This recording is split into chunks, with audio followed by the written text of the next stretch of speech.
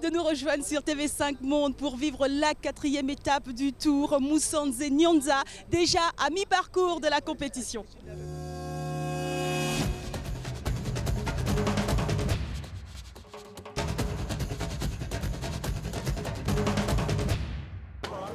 Elle nourrit les discussions ce matin car c'est l'étape la plus longue, 160 km. Y aurait-il une stratégie entre les Érythréens de Bike Aid et ceux de l'équipe nationale? Quoi qu'il en soit, il va falloir faire preuve de stratégie.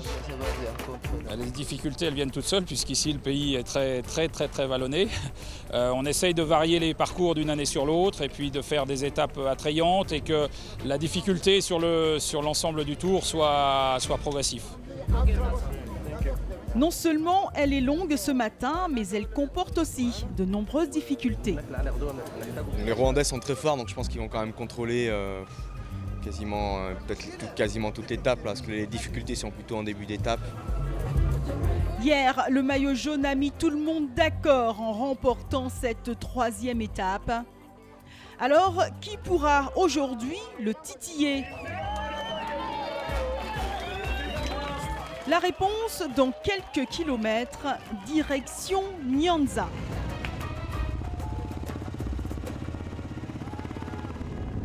Et tout de suite, après le départ réel, des attaques animent le peloton.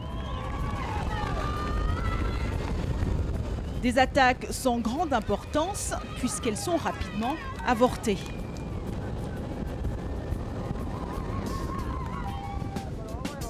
C'est ainsi que le peloton reprend immédiatement ses droits dans une région très verte, agricole, et que l'on surnomme même le potager du Rwanda. Ce matin, image inhabituelle, c'est l'Érythrée qui mène le peloton, avec en embuscade les Rwandais. Normal, les coureurs de Asmara visent le classement de la montagne. Le porteur du maillot du meilleur grimpeur, Emmanuel Gebrez-Gabier, remporte le premier sommet, accompagné par ses coéquipiers. Le peloton à nouveau groupé, mené par l'équipe rwandaise et qui attire des curieux téméraires, s'achemine vers le 2e Grand Prix de la montagne. L'Érythréen qui a 2 points d'avance sur le maillot jaune se fait surprendre par l'Éthiopien Temesgen Bourou qui remporte ce 2e sommet. Mais l'Éthiopien n'est pas véritablement un danger ni pour le meilleur grimpeur car 8e dans le classement de la montagne ni au classement général. Temesgen Bourou est 17e à 3 minutes 02 du leader.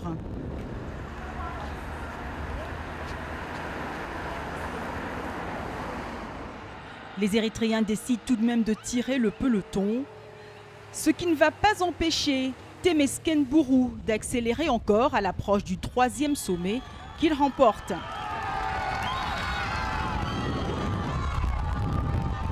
Après ce 3e sommet, le peloton reprend l'Éthiopien et c'est à vive allure que les Rwandais mènent le train. Des Rwandais qui ont encore une fois décidé de gérer et de maîtriser la course. Et toujours les mêmes dégâts produits par la montagne. Des coureurs peinent et sont lâchés. Devant, le maillot jaune en danseuse semble toujours aussi facile. Acclamé par des supporters venus nombreux. Et comme hier, le Maroc tente de s'illustrer avec la sortie dans la montée de Reda Haadel, qui n'a finalement rien à perdre, lui qui est à 8 minutes 03 du leader au classement général. Peut-être pour l'honneur lorsqu'on sait à quel point les Marocains sont férus d'attaque. Et puis le groupe maillot jaune qui sait que le Marocain n'est pas un dangereux a semble-t-il décidé de s'économiser durant cette longue étape. 2 hommes se lancent tout de même à sa poursuite en sortant du peloton et le rejoignent. Un Marocain, un Érythréen et un Éthiopien sont désormais en tête.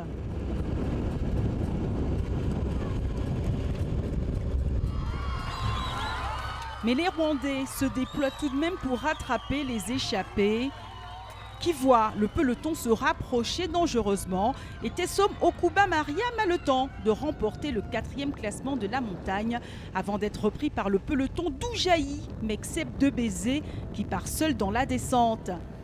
Et c'est dans une moyenne de 80 km/h que le peloton se met à sa poursuite.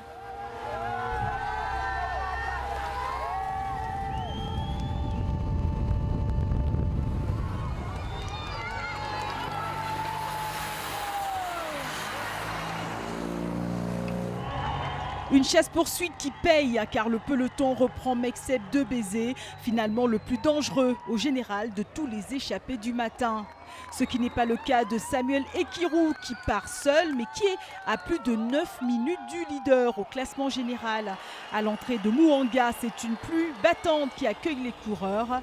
Un temps qui ne démotive pas la clameur populaire.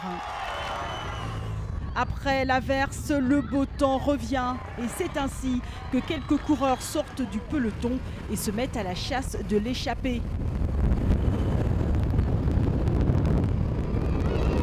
Cinq hommes réussissent à rejoindre puis dépasser le Kényan.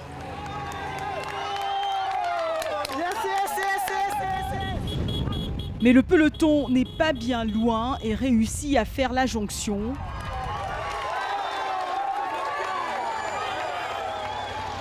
À 1 km de l'arrivée, le peloton est à nouveau groupé et c'est dans un sprint massif que Mekseb Debesay, avec quelques mètres d'avance, remporte cette 4e étape, la 2e pour l'Érythréen de Bike Aid.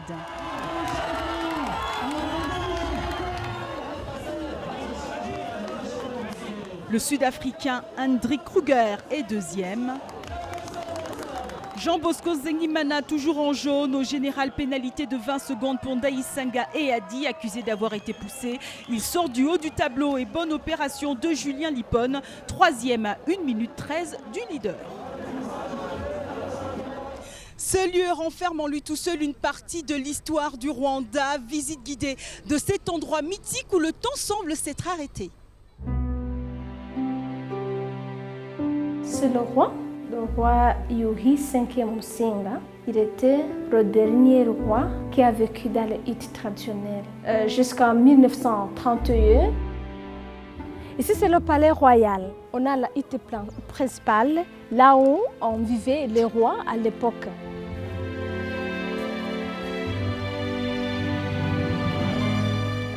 Ici, on a la partie du nord et la partie du sud. Cette place était réservée aux citoyens ordinaires. Ici, nous sommes dans le salon principal de l'époque.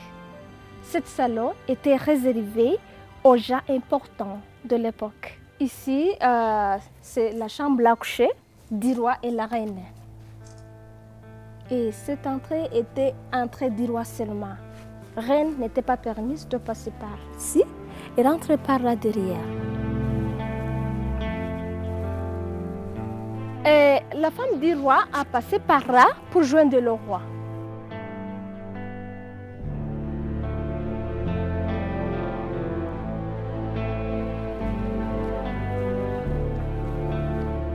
Ici, on est à la hutte à lait parce que le lait était l'aliment principal du roi.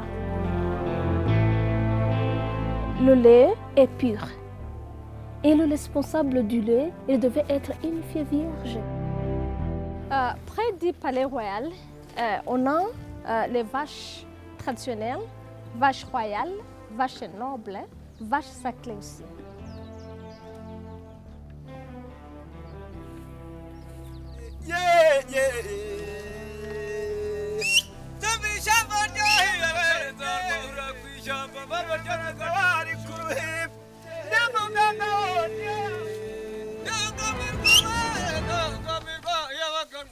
Toujours autant de liesses populaires autour du Tour du Rwanda que vous pouvez continuer à suivre sur tv5monde.com mais également sur les réseaux sociaux. À demain, salut!